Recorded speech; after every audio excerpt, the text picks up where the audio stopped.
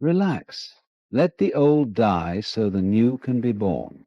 We live our lives clinging to things as if they define us, as if we are the stories we've told ourselves, the identities we've carefully constructed, the roles we've agreed to play in a drama written long before we were even conscious.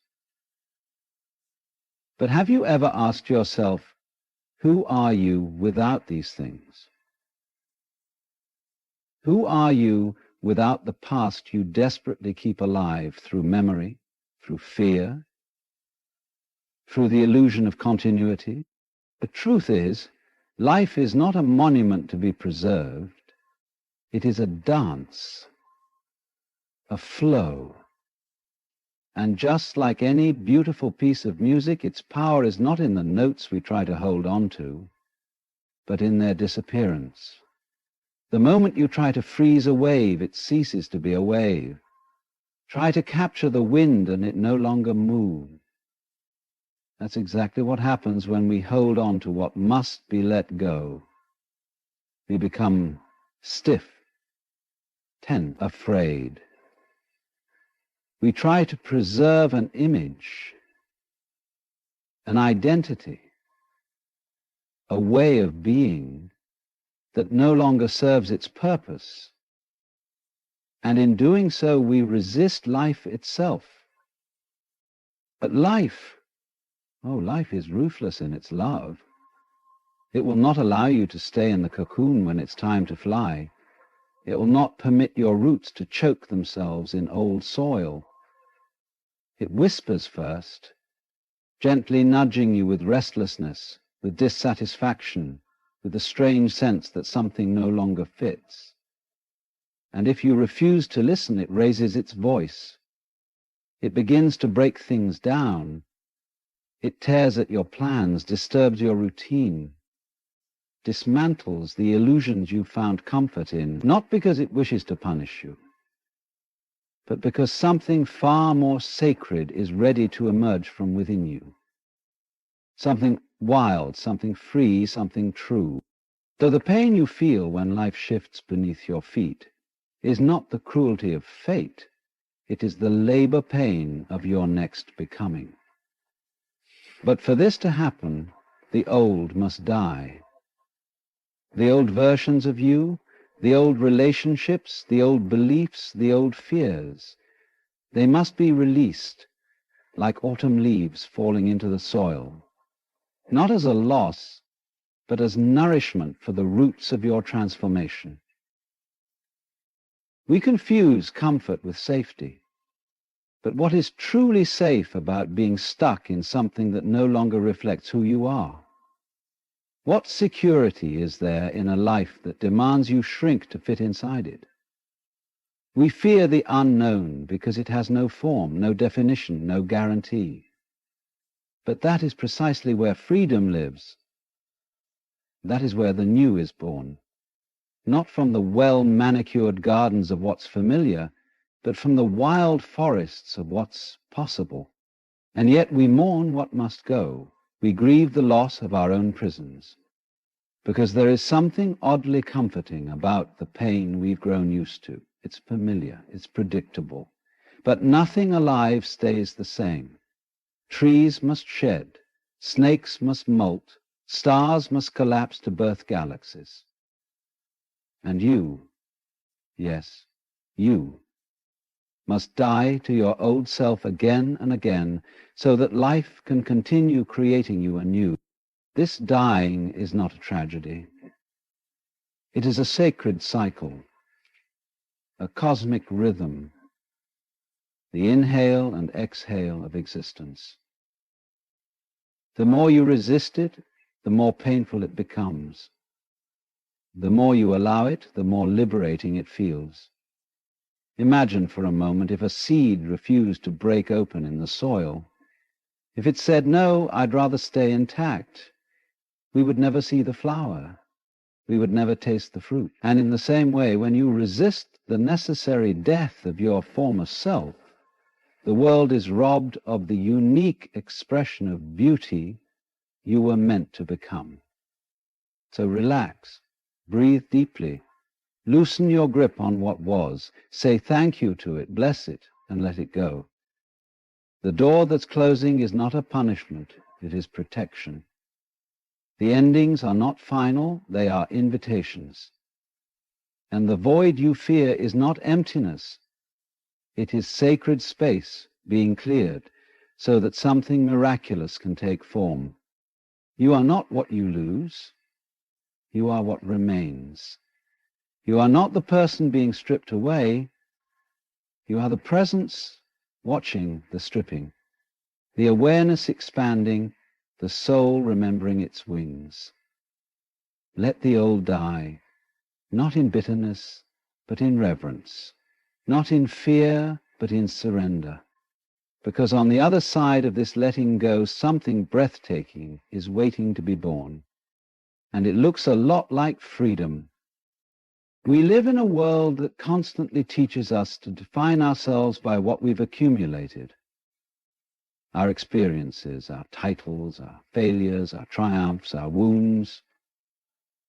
Somewhere along the way we begin to believe that these things are us, that our pain is our identity, that our story is permanent.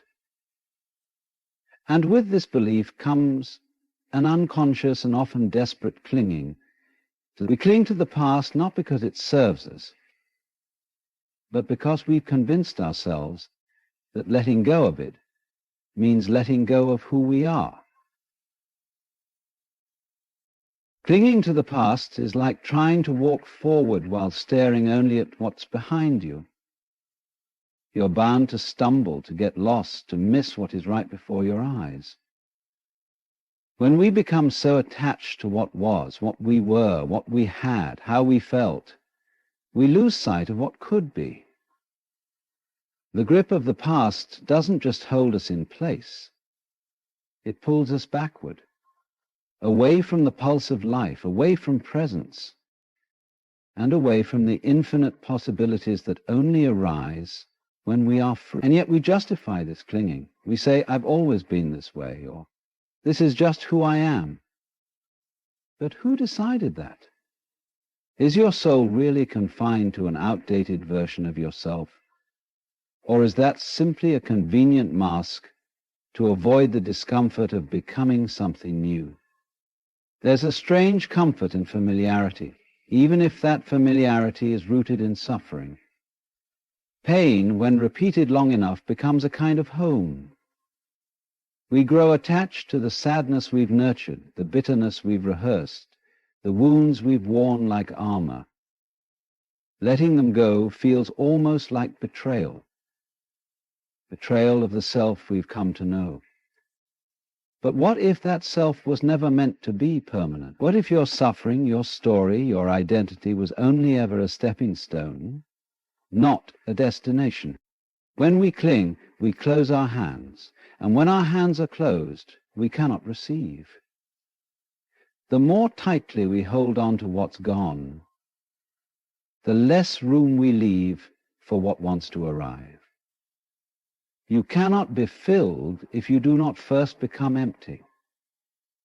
You cannot evolve if you're constantly dragging the old version of yourself into a space meant for the new. And the irony is, the more we fear change, the more we ensure stagnation. Growth requires death.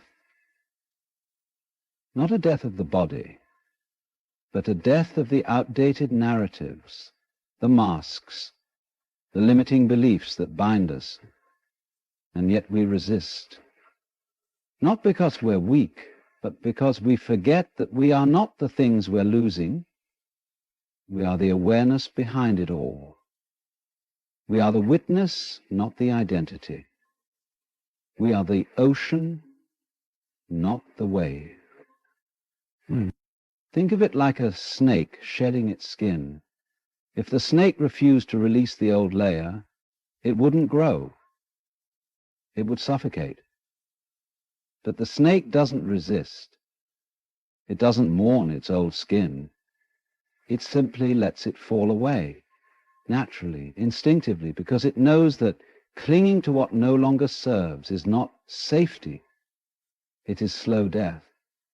In the same way, Your growth depends on your willingness to release what is finished. That includes the stories you tell about who you are, the image you've tried so hard to protect, the limitations you've accepted as truth, the wounds you've made your home. Letting go doesn't mean those things didn't matter. It means you no longer allow them to define you. We are afraid that if we stop clinging, we will fall. But in truth, it is the clinging itself that is dragging us down. The past is heavy. It becomes a burden when we refuse to acknowledge that its only purpose was to teach us, not to imprison us.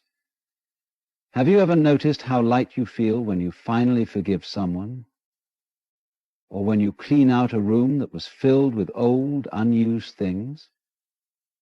That lightness is the soul's natural state. We were never meant to carry so much. We were never meant to replay the same hurt, to hold on to what left us, to keep turning the same page, expecting a different chapter to begin. The page must turn. The old must die, not in violence or despair, but in peace, with reverence, with understanding that its time is over. And still we fear that without our past we are no one, that without our familiar pain we are empty. But what a beautiful emptiness that could be. A space ready to be filled with something deeper, richer, more aligned with who you are becoming. If you are always holding on, there is no room for creation. If your hands are full of what was, they cannot embrace what is. And so, the first act of rebirth is surrender, a quiet, courageous release of all that no longer fits. You don't need to fix the past. You don't need to understand it completely. You only need to stop dragging it with you. You only need to loosen your grip. The pain you carry may have shaped you, but it was never meant to define you. It was never the end, only a chapter. And when you begin to see that the chapters of your life are not who you are, but what you've moved through, you begin to reclaim your freedom. You begin to see that the story is still being written. And this is the moment where you decide whether you will keep rereading the same pages, or if you will turn to the blank ones and start again, not with fear, but with wonder, not with bitterness, but with trust. Trust in the intelligence of life. Trust that what is gone needed to go, that what is dead was never meant to be carried into what is being born. So let the old die, not with resistance, but with a smile, not with fear, but with gratitude, because something new is waiting. And it can only enter when you make space for it, the space you've been too afraid to create, the space that opens when the past is laid gently to rest. You don't lose yourself in letting go. You find who you really are. There's a moment in every life when the ground begins to shake beneath your feet. It may come as the sudden loss of something you thought you couldn't live without. A job, a relationship, a plan you trusted, a belief you clung to. Or it may arrive as a slow, gnawing emptiness, an invisible erosion of the structure you've been standing on. At first it feels cruel. It feels as if life has turned against you, as if the universe has miscalculated your worth and sentenced you to suffering. But what if it's not cruelty at all? What if what feels like destruction is actually the careful and loving work of transformation? We're taught to believe that stability is the goal, that if we can just keep things together, maintain the structure, preserve the image, then we'll be safe. But safety does not always equal growth, and the longer we cling to what's familiar, the more life will have to shake us to awaken something deeper. There is no evolution without disruption. There is no transformation without a tearing down. The very nature of growth demands it. A seed must split apart before it becomes a tree. A caterpillar must dissolve into chaos before it becomes a butterfly. The breaking is not a punishment, it's a preparation. Life is not attacking you, it's answering the call of your soul. Because whether you're aware of it or not, there comes a point when your soul outgrows the shell it's been confined in. It begins to push against the edges of your comfort, against the roles you've played for too long, against the patterns you've mistaken for destiny.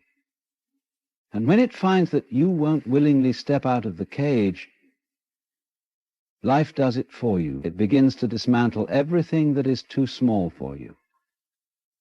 It removes what you thought you needed.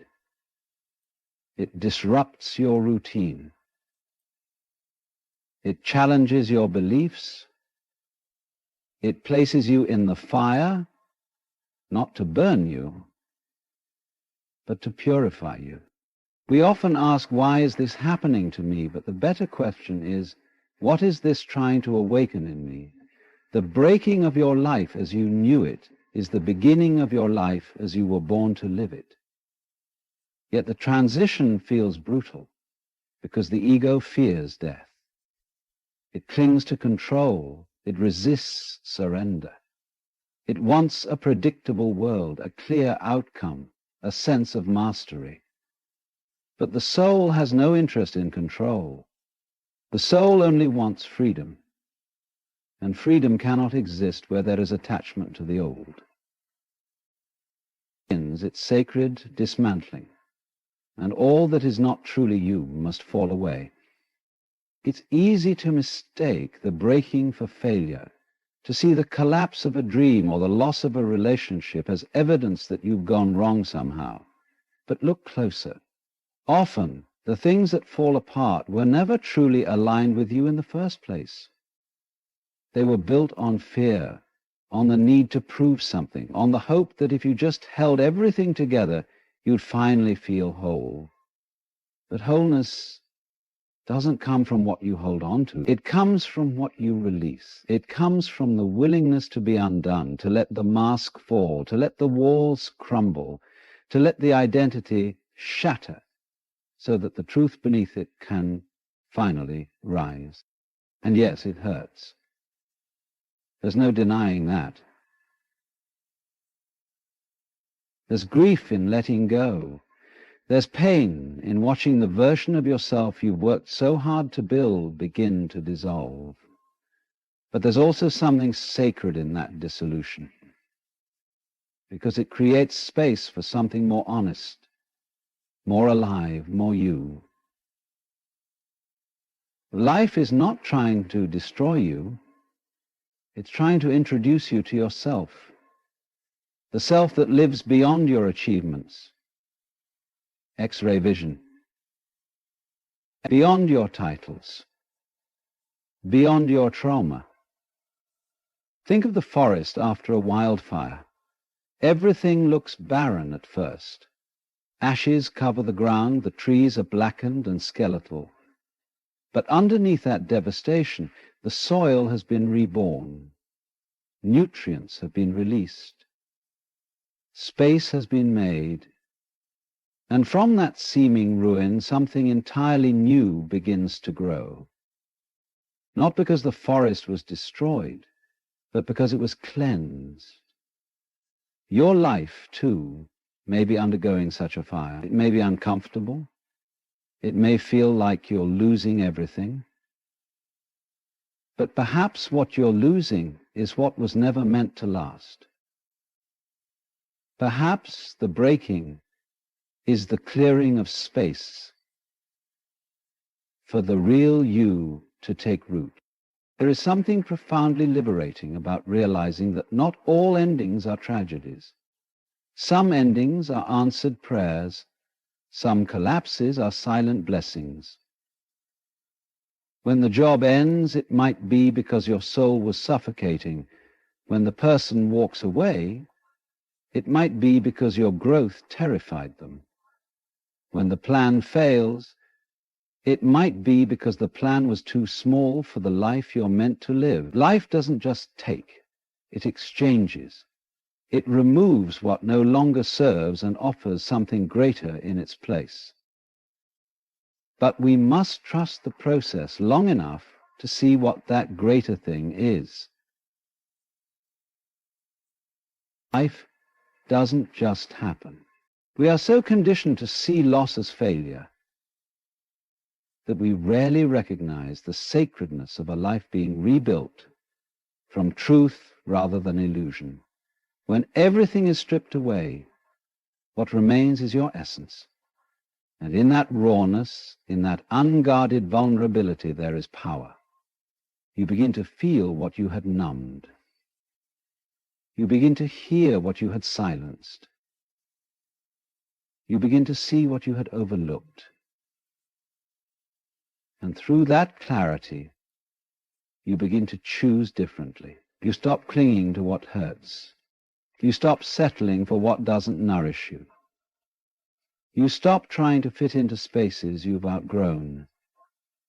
And instead, you begin to expand, not because you fought to keep things as they were, but because you allowed them to become what they needed to be. So when your life begins to unravel, don't rush to stitch it back together. Don't scramble to recreate what was. Don't panic in the face of the unknown. Instead, breathe, witness, allow. Trust that the same force that created you is now reshaping you. Not to destroy, but to refine. Not to punish, but to awaken. Not to leave you empty, but to prepare you to be filled in a new way. You don't have to understand it all right now. You don't have to make sense of every piece. You only have to stay present, to stay willing, to stay open. Because the breaking down is not the end, it is the beginning of becoming. And becoming requires the courage to allow what once sustained you to fall, so that what truly belongs to you can rise from the ashes. The unknown is something we've been conditioned to fear. From childhood, we're taught that the unknown is dark, dangerous, and best avoided. It represents what can't be predicted, what can't be controlled.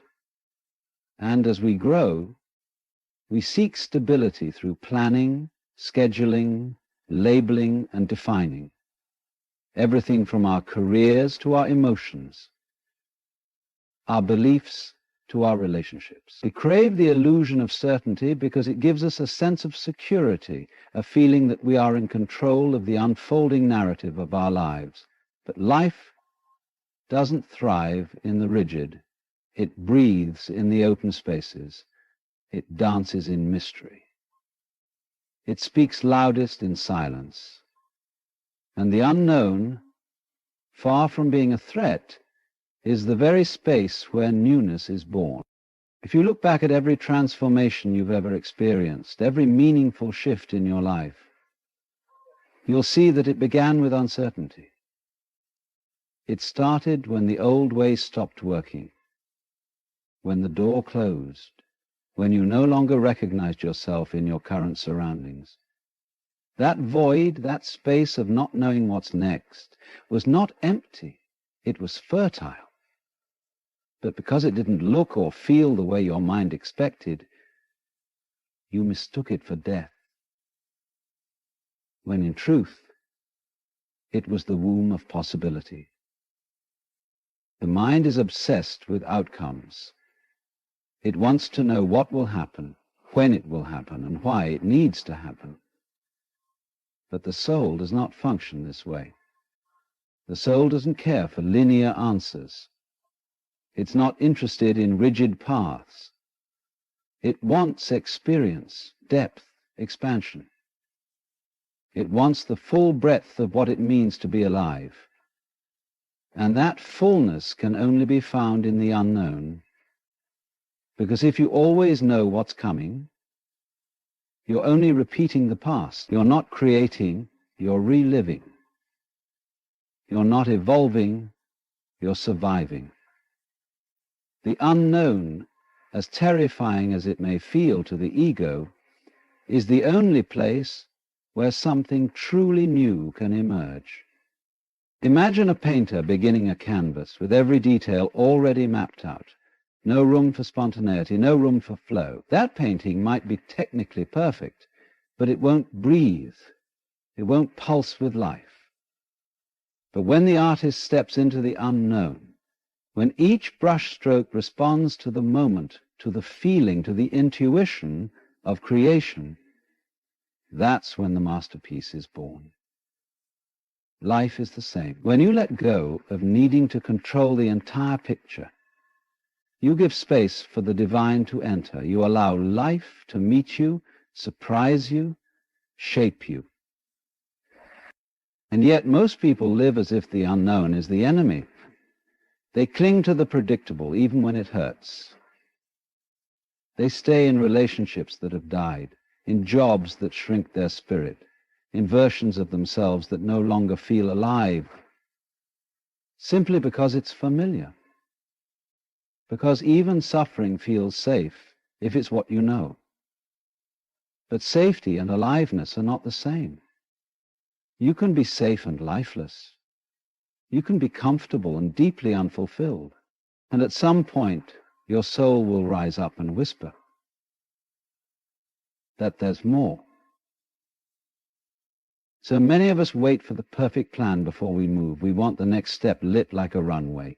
We want guarantees. We want applause before we've even taken the leap. But real growth doesn't work like that.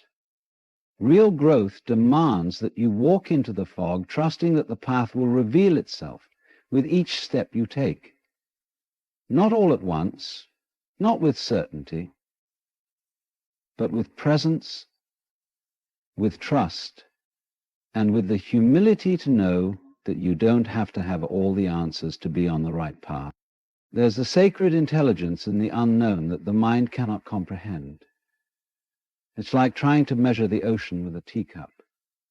The mystery of life is not meant to be solved. It's meant to be lived. It's meant to be danced with. When you let go of needing to know, you begin to feel. When you stop analyzing, you start listening. When you surrender control, you receive direction. Not from your mind, but from your deeper self, from the current of life itself. And yes, it will feel uncomfortable, because the unknown strips away your false identities. It takes away the stories you've hidden behind. It dissolves the labels you've worn to feel significant. And without those, who are you? That's the beauty of it. You get to find out.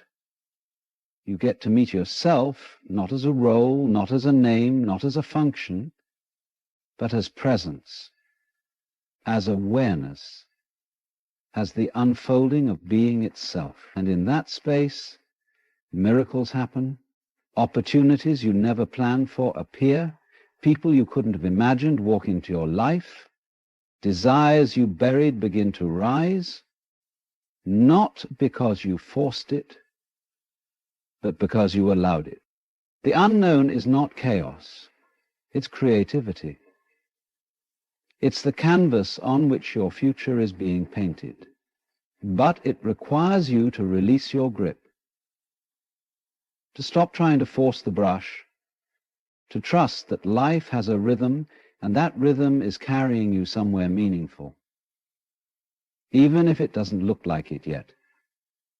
Sometimes the most spiritual thing you can do is to stop striving and simply be, to stand in the space of uncertainty with open hands and a soft heart and say, I don't know what's next.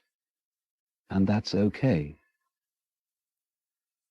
Because in that moment, You shift from being the one who must make everything happen to the one who allows life to co-create with you. We spend so much energy trying to plan the perfect future, thinking that if we get it right, we'll finally feel safe. But safety doesn't come from knowing what's ahead. It comes from trusting your ability to meet whatever arises. It comes from knowing that no matter how uncertain the future may seem, you are not alone in it. You are being guided. You are being prepared. And the unknown is not empty. It is filled with everything your soul has been calling in. You just haven't seen it yet. The more you trust the unknown, the more it reveals its gifts. The more you resist it, the more painful it becomes. And so you're faced with a choice. Not a choice of circumstances, but a choice of posture. Will you tighten or will you soften? Will you panic or will you breathe? Will you cling or will you open? Because the unknown will come whether you're ready or not. And when it does, it won't ask if you're comfortable. It will ask if you're willing. Willing to be remade. Willing to be surprised.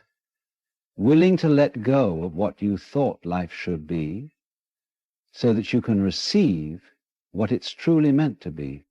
So the next time you find yourself in a season of uncertainty, remember, it's not a void. It's a passage, a sacred invitation, the dark womb from which the light of your next self is being born. And the more you surrender to it, the more you begin to see that the unknown isn't here to end you. It's here to begin you. In the rhythm of the natural world, everything that lives also lets go. Trees do not hold on to last year's leaves in fear of being bare. They release them, trusting that the soil will take what falls and give it back in some new form. Rivers do not cling to the water they carried yesterday. They flow freely, allowing the currents to move them forward. Flowers do not fight the change of seasons. They bloom when it's time and bow when it's time.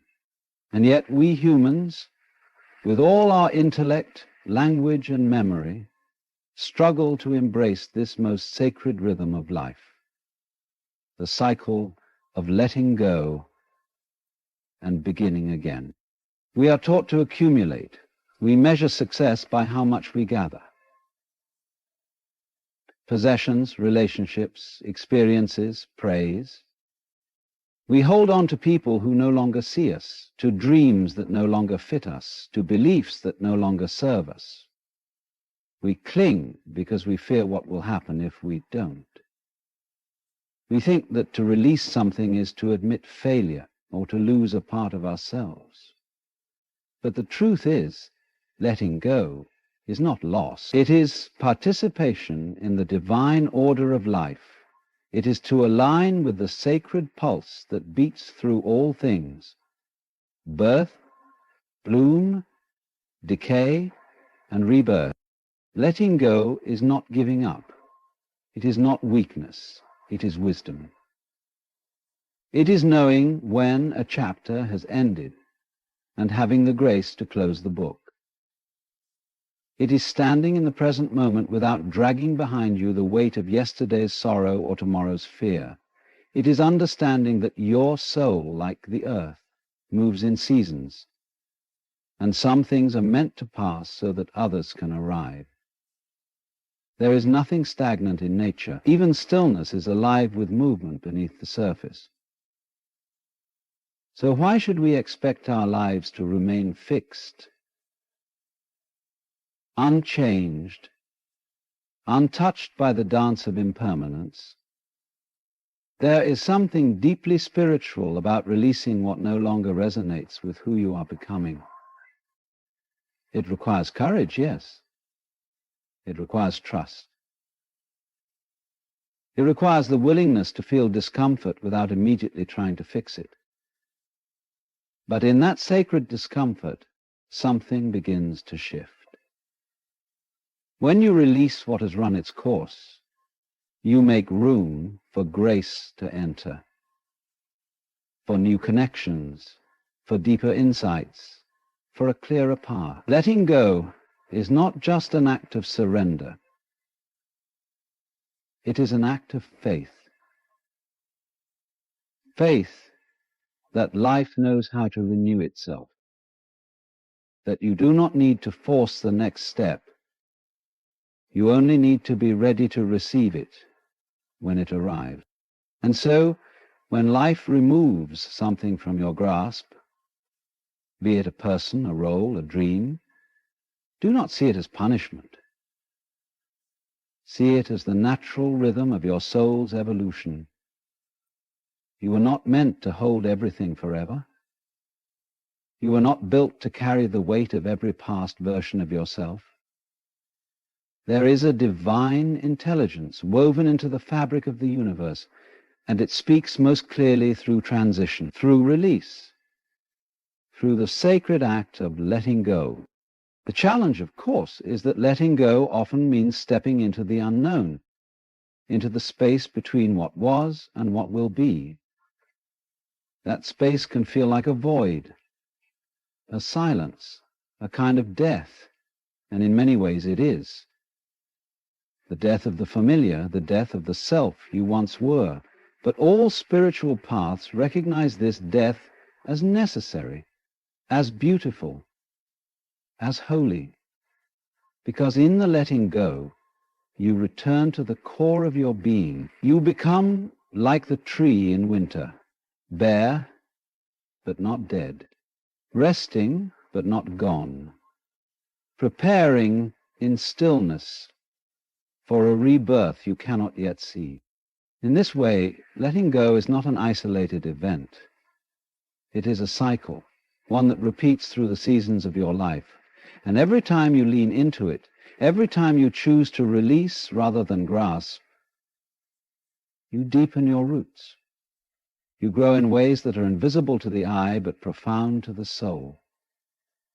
You begin to understand that you are not your attachments.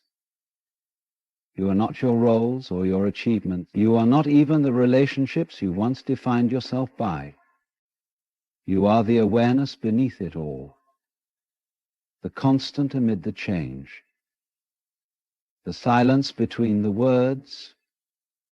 Spiritual traditions across cultures speak of this process, of dying to the false self so the true self can rise, of stepping out of the ego's grip and into the flow of being.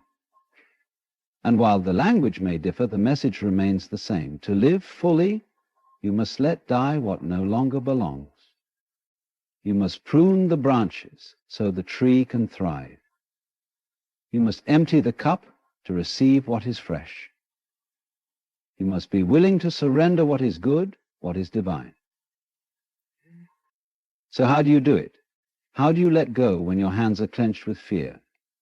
You begin by softening, by breathing into the places where tension lives, by gently asking, what am I afraid will happen if I release this? And then listening, not with judgment, but with compassion. You begin by recognizing that the grip itself is the source of the suffering, not the thing you're holding.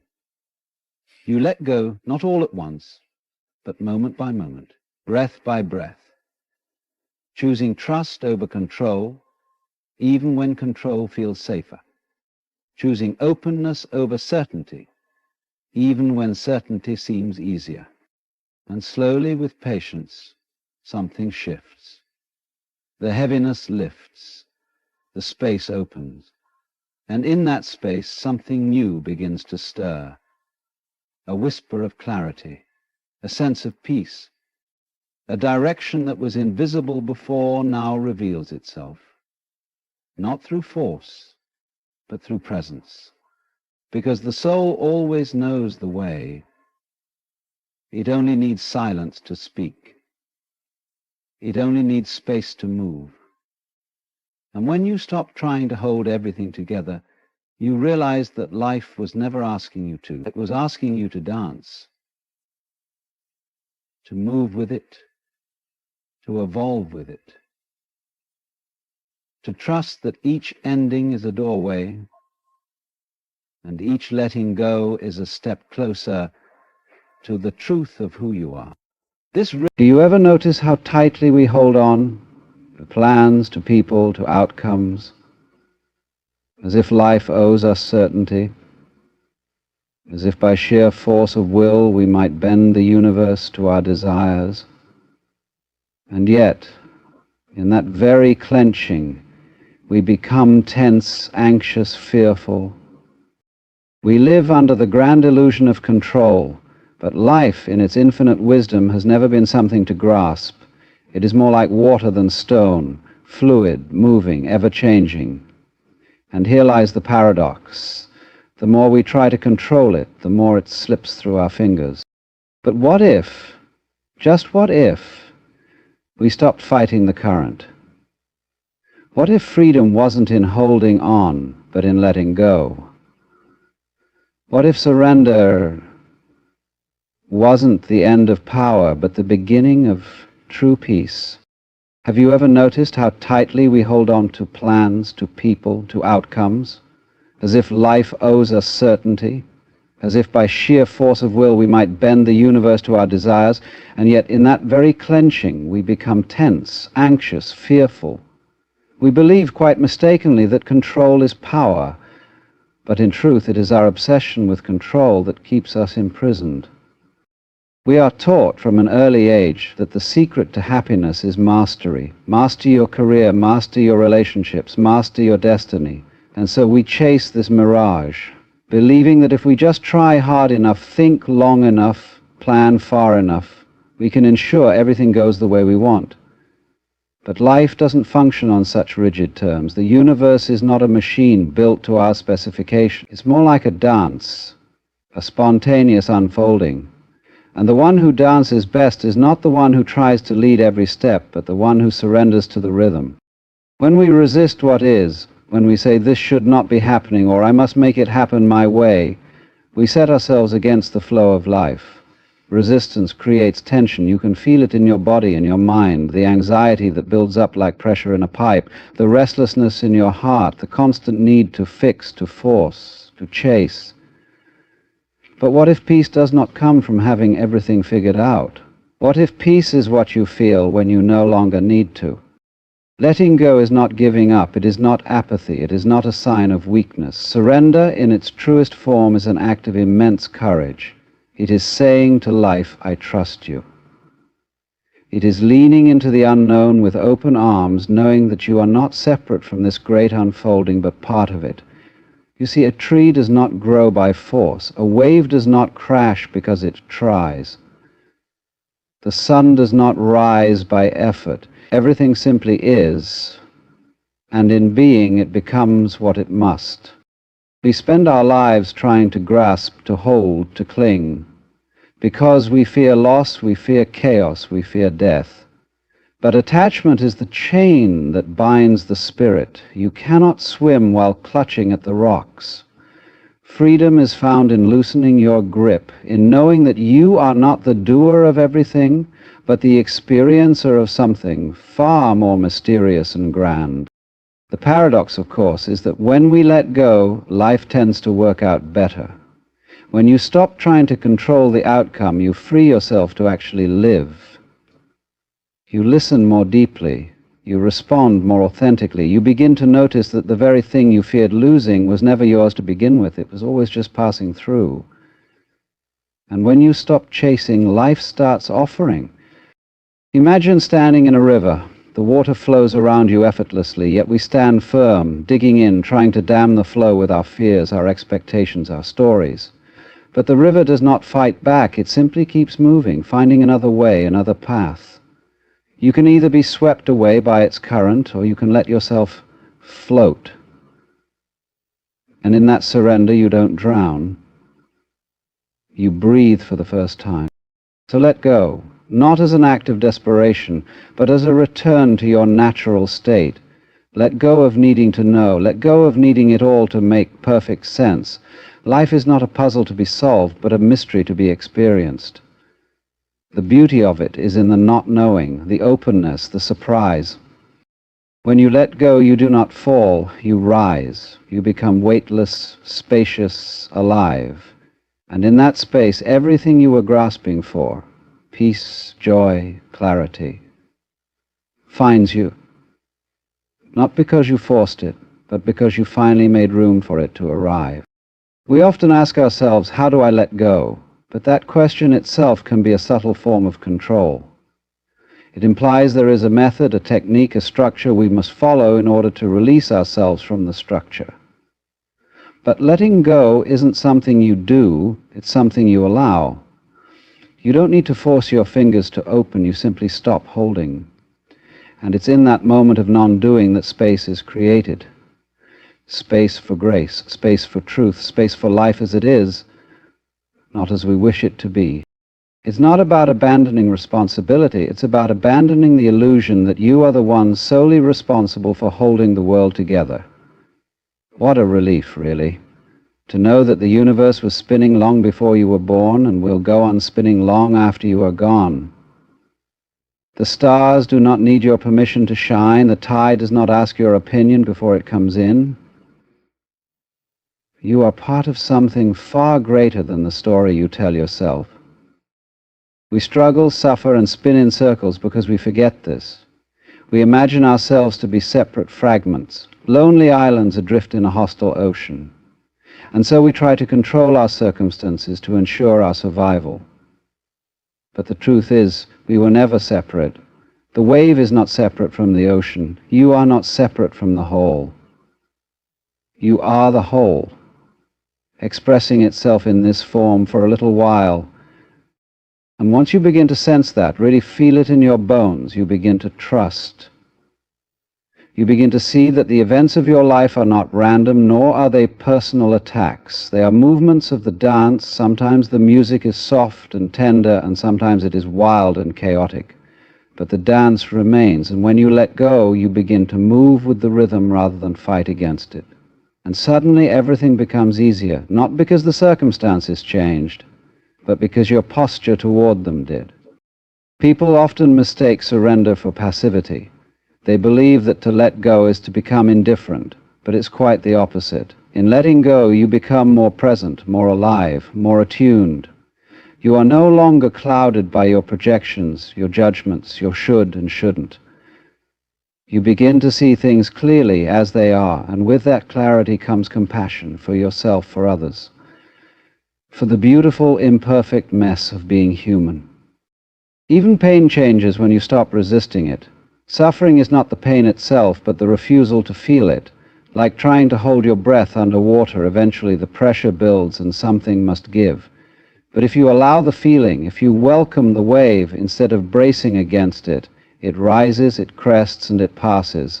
And in its passing, it leaves you cleaner, lighter, more real. There is a deep intelligence running through all things. It breathes you, moves you, lives through you. Call it life, call it the Tao, call it God, call it nothing at all. It doesn't mind. But it's there, and it knows the way. When you surrender, you are not giving up your path. You are returning to it. So the invitation is simple. Stop grasping, stop chasing, stop trying to bend life to your will. Instead, listen, watch, trust, let the river carry you. Not because you're lazy, but because you finally understand you were never the river's master. You were always the current, the flow, the moment itself. And perhaps the greatest freedom you will ever know is this: the moment you let go of who you thought you were supposed to be, you become who you truly are. Not as a concept, not as a role, but as presence itself, alive, open, and utterly free. Letting go is in many ways the most natural thing in the world, and yet we find it to be the hardest. This is because we have been conditioned relentlessly to believe that the more we control, the safer we are. We grip tighter, thinking that if we just manage everything properly, we'll avoid suffering. But have you noticed? No matter how carefully we plan, how obsessively we prepare, life still throws the unexpected at us. The storm still comes, the loss still arrives, the change still happens, often when we least expect it. And this isn't punishment. It's just how life is. It's alive, dynamic, untamed. And in that wildness is its beauty. To surrender is to fall into the arms of the present moment. It is to say, this too belongs. Even the uncertainty, even the sadness, even the unfulfilled desires. You are not here to conquer life, you are here to participate in it, to touch it, feel it, be moved by it. Life is not asking you to win, it is asking you to wake up. And strangely enough, you begin to wake up when you stop demanding that the moment be different than it is. There is a deep, strange freedom in admitting, I don't know. We spend so much of our time pretending to be certain about who we are, about what we want, about how things should unfold. But what if not knowing is the doorway to deeper knowing? What if it is in the quiet humility of surrender that we finally hear what life has been trying to whisper all along, not through words, but through feeling, through silence, through presence? Letting go doesn't mean we stop caring. In fact, it often deepens our care because we no longer love with conditions. We no longer grip people with our fear of loss. We no longer give with an expectation of return. We become like the tree that drops its leaves without sadness, knowing that spring will come again. We love because we are love. We give because giving is natural.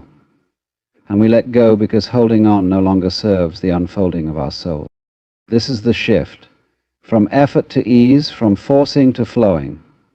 We no longer act from the clenched jaw of fear, but from the open heart of trust. We move, we choose, we create, but not as a desperate attempt to control reality, rather as an expression of being aligned with it. We begin to realize that when we are aligned with life, things tend to unfold with a certain quiet elegance, even in the midst of chaos. Sometimes what keeps us from letting go is the fear that if we do, everything will fall apart. But have you noticed? It's usually when we let go that everything starts to come together. Not in the way we expected, but in the way we needed. The relationship ends and somehow we find ourselves again. The plan falls through and suddenly space is made for something better. The identity we were clinging to dissolves, and in the rubble we discover a more honest, more grounded version of ourselves. We often think of letting go as a single act, a moment of release, but it is actually a way of living, a posture of openness. It is not once and for all. It is again and again, like the breath. You inhale, you hold, and eventually you must exhale. Every moment becomes an invitation to soften, to stop gripping, to trust that you don't need to have all the answers. It is in that softness that you rediscover yourself. Not the version of you that's busy trying to be something, but the version of you that simply is, that sits in the quiet hum of now and says, this too is life. And what a relief it is to realize that you don't need to be perfect, that you don't need to be constantly improving, constantly fixing, constantly proving your worth. The very effort to become something better often blinds us to what we already are. And what are you truly? You are not just a name, not just a role, not just a story. You are awareness itself, the witness to it all. And awareness by its nature doesn't hold on. It allows, it observes, it flows. There's an ancient kind of wisdom that comes when you stop trying to manage the world and start allowing it. You notice how the seasons change without permission, how the heart beats on its own, how joy sometimes arises without cause, and grief shows up without invitation, and you see that life has always known how to move. It is we who resist the dance out of fear, out of pride, out of the need to feel in control. But control is brittle. Control breaks. Surrender bends. When you let go, truly let go, you don't become passive, you become receptive. Like a sail catching the wind, you begin to move in harmony with something much larger than yourself. Your decisions feel lighter, your mind grows quieter. You begin to realize that peace was never something you had to chase. It was what remained when you stopped running. And that's when things start to shift. Not necessarily outside, but within. The storm may still rage, but you are no longer the storm, you are the sky. Letting go doesn't mean you stop caring about outcomes. It means you are no longer enslaved by them. You still act, you still love, you still show up fully, but without the weight of needing it all to go your way. You begin to taste a new kind of freedom, the freedom of being fully alive in the moment, without needing the moment to be different. And that's where true power lies, not in domination, but in surrender, not in tightening your grip, but in opening your hands. For it is only with open hands that we can receive anything at all. The more we let go, the more we begin to sense that we were never missing anything, that the peace we seek isn't out there in the distance waiting to be earned. It's here, always quietly waiting for us to stop, to breathe, to return. So let the leaves fall, let the river flow, let the tide come and go. You are not here to hold it all together. You are here to witness the wonder, to be part of the rhythm, to rest in the infinite mystery of it all. Eventually you come to see that the act of letting go is not about loss at all. It is about returning to the simplicity that was always underneath the noise, returning to the stillness that was always whispering beneath the chaos. Letting go is not the end of something. It is the beginning of everything. For as long as you are holding on, your hands are too full to receive the miracle of what is. And perhaps that's the most astonishing thing. You don't actually have to go out and find peace or meaning or joy. They are not distant treasures to be unearthed with enough striving or seeking. They are already here. But they are subtle, delicate, quiet. And so to see them, to feel them, you must slow down, you must soften. You must release the white-knuckle grip on how things should be and step into the trembling beauty of how things actually are. The reason this seems so hard is not because letting go is complicated. It's because we have built our identities on the things we cling to, the roles we play, the beliefs we defend, the wounds we wear like armor. And so, when something threatens these identities, we panic, we resist, we fear we are unraveling. But maybe the unraveling isn't the end, maybe it's the beginning. Maybe what falls away was never truly you. Maybe what dissolves is only what was false, and what remains is what's real. This is the art of surrender, not turning away from life, but turning toward it without demand. Meeting each moment without armor, without resistance, without a script, letting go of the need to constantly fix or name or judge, because the truth is, life doesn't need fixing. It needs witnessing, it needs presence, and it is only through presence that transformation happens, not because we forced it, but because we allowed it. In that allowing, something miraculous begins to take shape. You laugh more freely, not because everything is perfect, but because you no longer expect it to be. You feel more deeply, not just the joy, but the sorrow too, because you know now that both are sacred. And even in pain, you find something holy, a tenderness, a truth, a reminder that to feel is to be alive, and that being alive is not a problem to solve, but a gift to be received. There's a strange kind of clarity that arises when you stop fighting for what was or what might be, and instead sink fully into what is. You begin to see life not as a series of obstacles, but as a continuous unfolding. There is no final conclusion, no ultimate finish line where it all makes perfect sense. There is only this moment, and this moment, and this one too.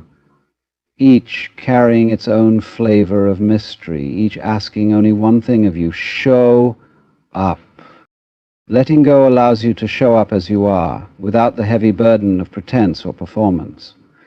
You no longer need to be the perfect partner, or the clever thinker, or the tireless achiever. You simply need to be here, now, breathing. And in that simplicity you begin to remember who you were before the world told you who to be. What you find in the quiet aftermath of surrender is that nothing essential was ever lost. The love is still here, the stillness is still here, the light has not gone out. It was simply waiting behind the curtain of your effort. And as the curtain falls, you step into something vast, something timeless, something gentle and wild all at once. You step into yourself, not the self you constructed, but the one that's been patiently waiting, the self that trusts the unknown, the self that dances without fear, the self that doesn't cling or chase, but simply flows, like the river, like the wind, like life itself.